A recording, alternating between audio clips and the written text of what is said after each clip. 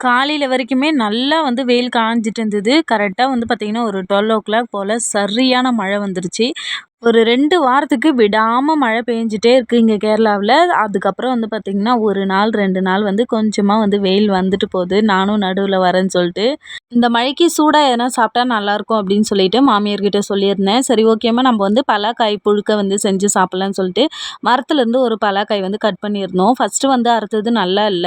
அதுக்கப்புறமா வந்து பார்த்தீங்கன்னா, 2வது திரும்பவும் ஒண்ணு வந்து கட் பண்ணி, அதுக்கப்புறம் கிளீன் பண்ணி நான் எடுத்து வச்சுட்டு இருந்தேன். 2 வாரத்துக்கு முன்னாடி வந்து பார்த்தீங்கன்னா, நான் வந்து பலாக்காய் வந்து சிப்ஸு செஞ்சிருந்தேன். அது வந்து பக்கத்து வீட்லேருந்து எடுத்துட்டு வந்திருந்தேன்னு சொல்லியிருந்தேன். அவங்களுக்காக மாமியார் வந்து கொஞ்சமா அதுலேருந்து சொல எடுத்துட்டு போய் குடுத்துருந்தாங்க. ஏன்னா, அவங்க நமக்கு குடுக்கும்போது, நம்ப கிட்ட இருக்கும்போது குடுக்கணும் இல்லையா? அதனால எடுத்துட்டு போய் குடுத்துருந்தாங்க. நான் கிளீன் பண்ணி ரெடி பண்ணி வச்சிருந்தேன். மாமியார் தான் இந்த பலாக்காய் புழுக்கு வந்து ரெடி பண்ணாங்க. ரொம்ப டேஸ்ட்டு சூப்பரா இருந்தது.